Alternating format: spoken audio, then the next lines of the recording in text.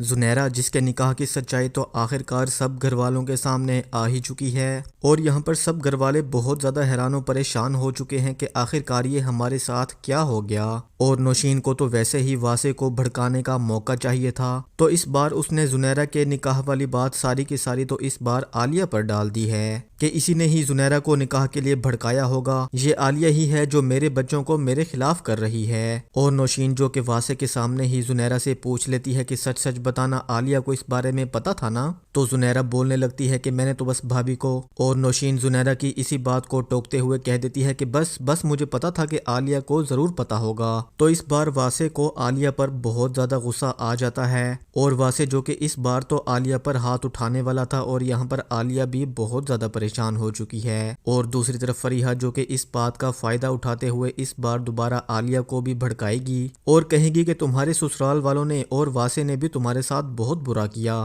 نکاح تو زنیرہ نے کیا اور ساری بات کا الزام تم پر ڈال دیا، اٹس ناٹ فیئر، تم نہ سب گھر والوں سے ناراض ہو جاؤ اور واسع اور آنٹی سے تو بالکل بھی بات مت کرنا۔ اور واسع جو کہ اس بار عالیہ کو فورس کرے گا کہ ممی سے جا کر معافی مانگو، کیونکہ تم نے ممی کے سامنے بہت زیادہ زبان چلائی تھی، لیکن یہاں پر عالیہ جو کہ کہہ دیتی ہے کہ میں ان سے معافی نہیں مانگوں گی۔ اور نیکسٹ ایپیسوڈ کی مکمل کہانی میں آپ لوگ دیکھیں گے اکرم جو کہ واسع کے پاس بھی جا کر اس سے بات کرنے کی کوشش کرتا ہے کہ بھائی پلیز آپ زنیرہ کو معاف کر دیں، اور ممی کو آپ بھی سمجھانے کی کوشش کریں کہ اگر ہم زنیرہ کی کہیں اور شادی کر دیتے ہیں تو کیا ہماری بہن خوش رہ پائے گی۔ لیکن واسع تو بہت زیادہ جنونی بنا ہوا ہے، اس بار وہ کسی کی بھی ماننے والا نہیں ہے۔ اور دوسری طرف نوشین بھی اس بار تو خلا کے کاغذات تیار کروا ہی دیتی ہے اور زبردستی یہاں پر زنیرہ سے سائن کروانے کی کوشش کرنے والی ہے، لیکن یہاں پر دادی جو کہ فی الحال تو یہ معاملات سنبھال لے گی، لیکن یہاں پر نوشین زنیرہ اور عمیر کا نکاح تو ایکسپٹ بالکل بھی نہیں کرنے والی۔ اور نوشین جو کہ واسع کو بھی بتاتی ہے کہ میں نے خلا کے کاغذات تیار کروا لیے ہیں، اب تم ہو جو اس مسئلے میں میری مدد کر سکتے ہو، زنیرہ سے کہو کہ وہ خلا کے کاغذات پر سائن کر دے۔ لیکن یہاں پر دادی اور اکرم تو اپنی پوری کوشش کرنے والے ہیں، اور یہاں پر واسع کو بھی سمجھانے کی کوشش تو کریں گے، لیکن واسع بھی اس بار تو کسی کی بھی نہیں سننے والا۔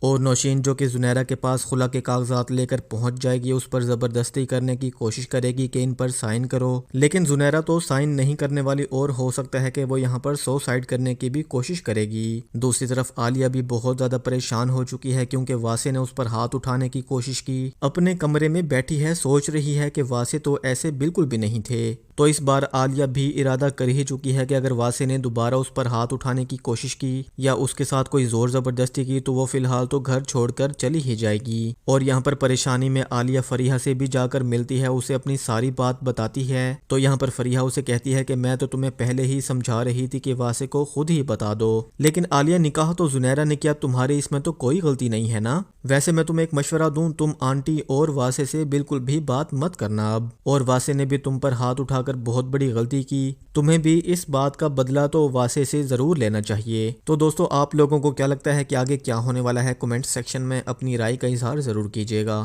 Thank you.